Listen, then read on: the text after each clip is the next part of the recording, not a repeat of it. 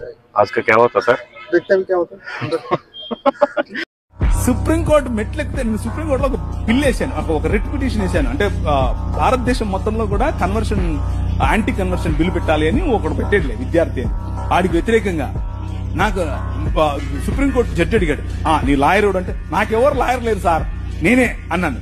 ఏంట్రా నువ్వే మాట్లాడుకుంటావు, మా నాయనదే సుప్రీంకోర్టు. रिलीजन कन्वर्शन केस के लिए क्या हो गया सर? अभी चल रहा है।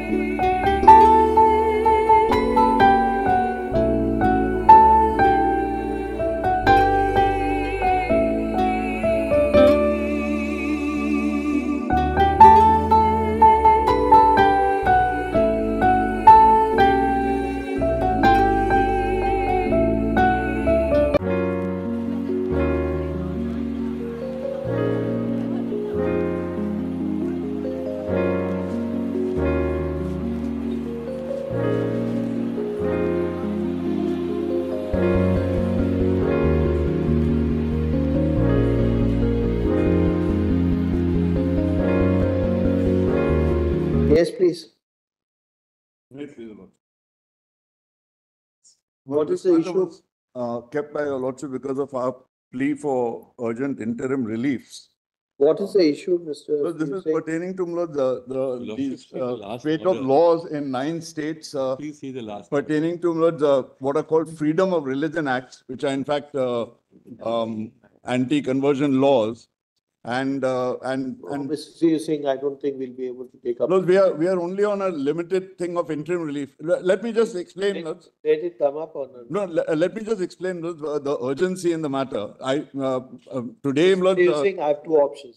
I mark it to another bench or I leave it to after 30. no, I'll tell your lordship the urgency. Take the option. There's severe I'm giving you persecution. the option. No, I'm only placing before your lordships. There's the level, it's rampant persecution Mr. of minorities. 1 minute, please. But- Mr. Singh, Yes. we deal with such cases. And we are only seeking interim relief. And 1 minute, Mr. Singh. just I one understand point if I that. can place before. I've given you two options. Either I mark it to another bench or I keep it after 30. No, because your lordship may keep it next week, then keep it next week. Don't. Relist in the week commencing 13th of May 2025.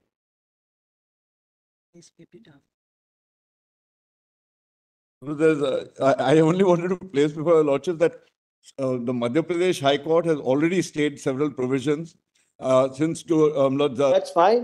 and Gujarat High Court has stayed provisions. Look, the matter Other is states also, I'm also told, matter is They're very pending in some of the high courts.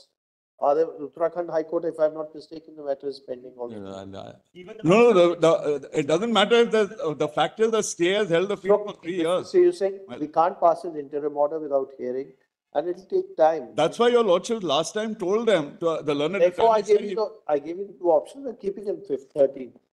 The challenge to Madhya Pradesh is pending, Manoj. Yeah. It's also here. Next case. in the week commencing 13th. Please, your lordship. Please, are we hearing the arguments on the other side? Why are you arguing? Or what is, Mr. Upadhyay, why are you arguing?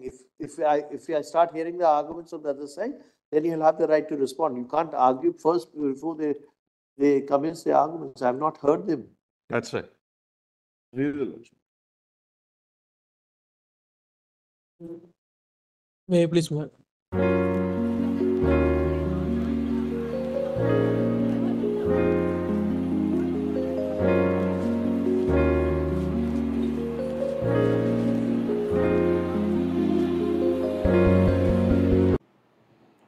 Praise the lord. మీ అందరికీ ప్రభు అయిన యేసుక్రీస్తు వారి పేరిట నా హృదయపూర్వకమైన వందనాలు. ఈరోజు మీరు ఇప్పటివరకు చాలామంది ప్రార్థన చేశారు. చాలామంది ఏమొస్తుందో ఈరోజు జడ్జిమెంట్ హియరింగ్ ఏం జరిగిందో అని మీరంతా కూడా కోర్టు వాయిదా కోసం ఎదురు చూస్తున్నారని నాకు తెలుసు. అందుకే వీలు చేసుకొని చాలా త్వరగా ఎడిటింగ్ చేసి వీడియోని అప్లోడ్ చేస్తున్నాను. అయితే మీరు తెలుసుకోవాల్సిన ఒక ప్రధానమైన విషయం ఏంటంటే 9 రాష్ట్రాల అడ్వకేట్స్ అందరూ కూడా కోర్టులో అటెండ్ అయ్యారు. మన తరపున కూడా కొంతమంది అటెండ్ అయ్యారు. అయితే జడ్జి గారు ఏంటి ఏ కేసు గురించి అని అడిగారు. జనరల్గా 1 by 1 నెంబర్ వచ్చినప్పుడు మనది 10వ నెంబరు 10.1 దగ్గర నుంచి 10.11 వరకు, అంటే మన 11 కేసెస్ 9 రాష్ట్రాల ప్రభుత్వం వారు ప్లస్ ఇంకా హ్యూమన్ రైట్స్, ఇంకోటి యూనియన్ ఆఫ్ ఇండియా, వీళ్ళందరూ కూడా యాడ్ అయ్యేసరికల్లా ఏంటి ఈ కేసు ఏంటి, దేని గురించి అని అడిగారు. ఇది రిలీజియస్ కన్వర్షన్ కేసు అనగానే ఇప్పుడు నాకు చాలా బిజీగా ఉంది, చాలా కేసులు ఉన్నాయి, నేను ఆఫ్టర్ లంచ్ తర్వాత చూస్తానని చెప్పారు. అయితే ఉత్తరప్రదేశ్, మధ్యప్రదేశ్కు సంబంధించిన అడ్వకేట్స్ లేదు సార్ ఇది అర్జెంటు, కొంచెం హైకోర్టులో ఇష్యూ ఉంది, అది ఇది అని చెప్పినప్పుడు మీకు అర్జెంట్ అయితే నేను వేరే బెంచ్కి షిఫ్ట్ చేస్తాను అన్నారు. లేదంటే ఆఫ్టర్ లంచ్ చూస్తానని చెప్పారు.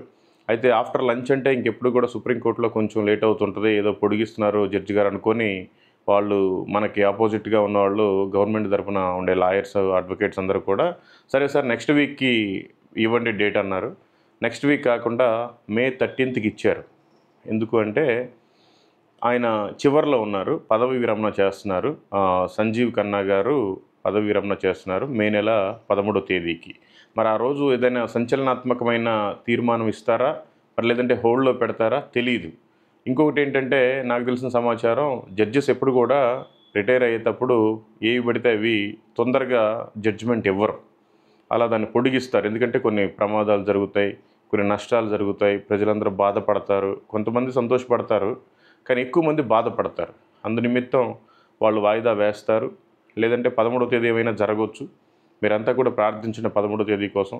మనకి May 13వ తేదీన సంజీవ్ ఖన్నా గారు రిటైర్ అయిపోయినా కూడా మనకి బిఆర్ గవాయ్ గారు రాబోతున్నారు. ఆయన మహారాష్ట్ర రాష్ట్రానికి చెందిన అమరావతికి చెందిన హైకోర్టులో నుంచి సుప్రీంకోర్టుకి 2019లోనే వచ్చారు. 2019 నుంచి కూడా సుప్రీంకోర్టులో న్యాయమూర్తిగా పనిచేస్తున్నారు. అయితే ఆయన మే నెల 14వ తేదీన ప్రధాన న్యాయమూర్తిగా ఆ బెంచ్ మీదకి రాబోతున్నారు. కాబట్టి మీరంతా కూడా ప్రార్థించండి. ఏది జరిగినా కూడా దేవుని చిత్తమే, ఎందుకంటే మన చేతుల్లో ఏమీ లేదు. కాబట్టి May 13వ తేదీన ఏం జరగబోతుందో దాని గురించి మీరు ప్రార్థించండి. ఏది జరిగినా దేవుని చిత్తమే జరగాలి, అలా ప్రార్థించండి. May 14వ తేదీన కొత్త ప్రధాన న్యాయమూర్తి గారు వస్తారు. మరి ఆయన ఏం చెప్తారో, ఆ తర్వాత ఈ కేసు ఇటు తిరగబోతుందో ఏంటో అంత దేవుని చిత్తం. మీకు ఇంకా నేను అనేకమైన విషయాలు చెప్తాను. మీరంతా తెలుసుకోవాల్సిన ఒక ప్రాముఖ్యమైన విషయం ఉంది. ఈ మధ్యకాలంలో కాశ్మీర్లో పహల్గామ్ అనే ప్రాంతంలో టెర్రరిస్టులు 26 మందిని చంపేశారు, కొంతమందికి గాయాలు కూడా అయ్యాయి. ఈ విషయాన్ని నేను కూడా చాలా తీవ్రంగా ఖండిస్తున్నాను. అవసరమైతే పాకిస్తాన్ మొత్తాన్ని మన భారతదేశంలో కలుపుకున్నా పర్లేదు, ఎందుకంటే వాళ్ళందరినీ ఎవరైతే తీవ్రవాదులు ఉన్నారో వాళ్ళందరినీ మట్టు పెట్టాలి. ఎందుకంటే భారతదేశం అంటే వాళ్ళకి ఒక లెక్క లేకుండా పోతుంది. సేమ్ అదే వేలో మనం 26 మందిని మన భారతీయులను చంపినందుకు మనం చాలా ఫీల్ అయిపోతున్నాం. వాళ్ళు తీవ్రవాదులు కాబట్టి వాళ్ళని మనం చంపేసేయాలి, దాంట్లో ఎటువంటి సందేహము లేదు, ఎటువంటి ఆలోచన కూడా లేదు. ఎందుకంటే మోడీ గారు ఈ విషయంలో ఏదైనా సరే న్యాయం చేస్తారు, ఖచ్చితంగా చేయాల్సిందే, వాళ్ళకి తగిన బుద్ధి చెప్పాల్సిందే. ఎందుకంటే 26 మంది ప్రాణాలు పోయాయి ఇక్కడ. సేమ్ అట్లాగే మనకి మణిపూర్ అల్లర్లలో ఎంతమందిని ప్రాణాలు తీశారో వాళ్ళని కూడా టెర్రరిస్టులుగా భావించి, వాళ్ళని కూడా టెర్రరిస్టులుగా ప్రకటించి, వాళ్ళని కూడా చంపేయాలి అని నేను గవర్నమెంట్ వారిని కోరుకుంటున్నాను. ఇప్పుడు 26 మందిని చంపేస్తేనే మనం వాళ్ళని టెర్రరిస్టులుగా ఆ దేశాన్ని లేపేయాలని మనం అనుకుంటున్నాం. కరెక్టే, దేశాన్ని లేపేసేయండి, పాకిస్తాన్ని, తప్పే. అలా ఒక మనిషిని చంపడానికి ఇంకో మనిషికి అధికారం లేదు. కానీ 26 మందిని చంపితే వాళ్ళు టెర్రరిస్టులు అయ్యారు, ఇక్కడ 100ల మంది ప్రాణాలు పోయాయి. గవర్నమెంట్ లెక్కల ప్రకారంగా బయటికి రాని కూడా చాలా కేసులు ఉన్నాయి. మరి మణిపూర్లో చంపిన వాళ్ళందరినీ ఏ టెర్రరిస్టులు అంటారు? వాళ్ళని ఎందుకు చంపకూడదు? దయచేసి వారిని కూడా చంపాలి, వారిని కూడా టెర్రరిస్టులుగానే భావించాలి. ఎందుకంటే దేశ ప్రజలను చాలామందిని చంపేశారు, బట్టలు లేకుండా ఊరేగించారు, ఇల్లులన్నీ కాలబెట్టారు, చర్చిలన్నీ కూలగొట్టారు, చాలా అవమానాలు జరిగాయి. చాలామంది 26 మంది చనిపోతే గొంతు చించుకొని మరీ ముందుకొచ్చి మాట్లాడుతున్నారు. చాలా సంతోషం, ఎందుకంటే మన దేశ పౌరులంగా, మనం భారతీయులంగా మనం ముందుకు రావాలి.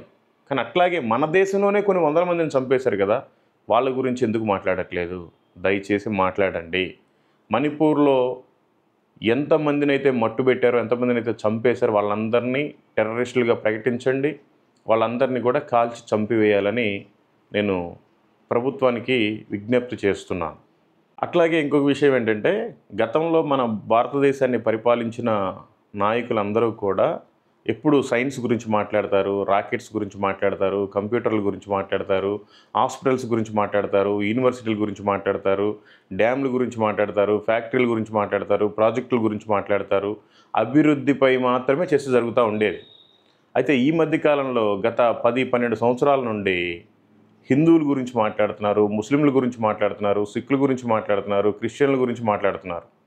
కులం గురించి, గుడి గురించి, మసీదు గురించి, మెజారిటీ గురించి, మైనారిటీ గురించి, ఆవు మూత్రం గురించి, ఆవు పేడ గురించి, విద్వేషాలు, నేరాలపై చర్చలు జరుగుతున్నాయి.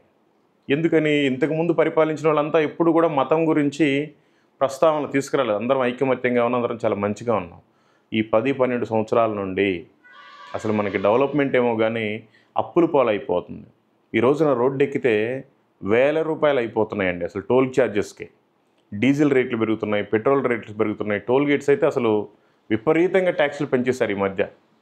కొత్త వెహికల్స్ కొనుక్కుంటే రోడ్ ట్యాక్సులు, అట్లాగే ఉప్పు దగ్గర నుంచి, పప్పు దగ్గర నుంచి, చనిపోయిన డెడ్ బాడీకి వేసే ఒక పూలదండ వరకు కూడా ప్రతిదీ కూడా అన్ని జిఎస్టీలు అవి అని పెంచేశారు.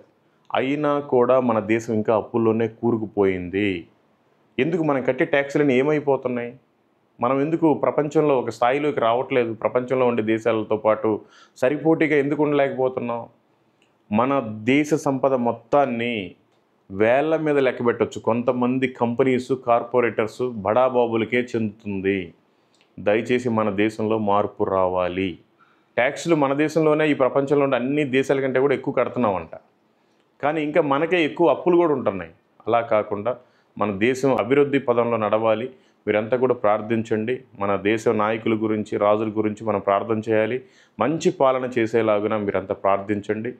అట్లాగే ఎవరైతే మణిపూర్లో అనేక మందిని చంపేశారో వాళ్ళందరినీ కూడా ఉగ్రవాదులుగా ప్రకటించి వాళ్ళని కూడా చంపివేసేయాలి.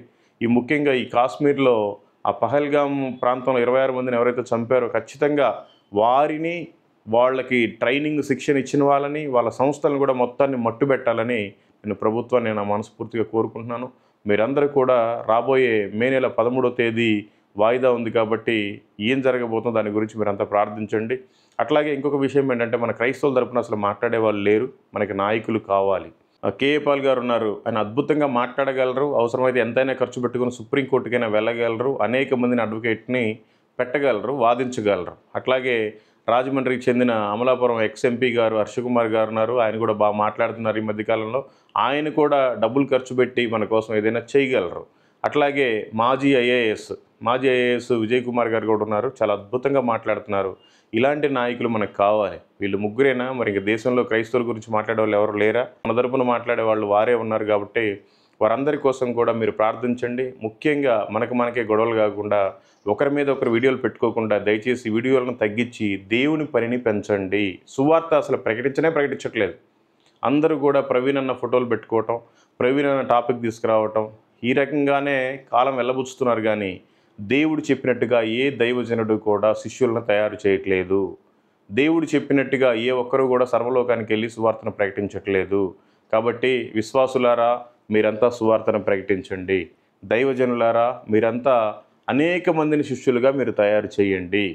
ఇంతకంటే నేనేం చెప్పలేను. మనకి నాయకులు కావాలి, సువార్థికులు కావాలి, శిష్యులు కావాలి, దైవజనులు కావాలి, మందిరాలు కావాలి, మనకి స్వాతంత్రం కావాలి. ముఖ్యంగా మనకున్న ఆర్టికల్లో ఏదైతే రాజ్యాంగంలో 19 నుంచి 25 వరకు ఉందో దాన్ని మనం స్వేచ్ఛగా ప్రకటించుకునే ఆ అధికారం మనకు ఉంది. కాబట్టి దాన్ని ఎటువంటి అడ్డుపడకుండా అందరూ మంచిగా కలిసిమెలిసి ఉండేలాగిన మన రాజ్యాంగంలో ఉండే హక్కుల్ని మనం వినియోగించుకోవడానికి ఎవరు ఆటంకం కలగకుండా మీరంతా ప్రార్థించండి. ఇంకా మళ్ళీ మీకు నెక్స్ట్ నేను 13వ తేదీ ఏం జరుగుతుందో సుప్రీంకోర్టులో నేను మీకు ఇన్ఫామ్ చేస్తాను. కాబట్టి మీరంతా కూడా ఏదో రెచ్చిపోయి ఒకరి మీద ఒకరు వీడియోలు పెట్టుకోవడం తగ్గించండి. వేరే ఛానల్స్లోకి వెళ్ళి ఇంటర్వ్యూలు ఇవ్వటం అసలు మానుకోండి. దేవుని నామాన్ని అవమానపరచకండి. మీరు సువార్తను ప్రకటిస్తూ అనేక మందికి మాదిరికరంగా మీ సాక్ష్యమే ఒక సువార్తలాగా మీ సాక్ష్యాన్ని కాపాడుకొని ప్రతి ఒక్కరూ కూడా ఆయన రాకడలో ఎత్తబడాలని నా హృదయపూర్వకంగా నేను కోరుకుంటున్నాను.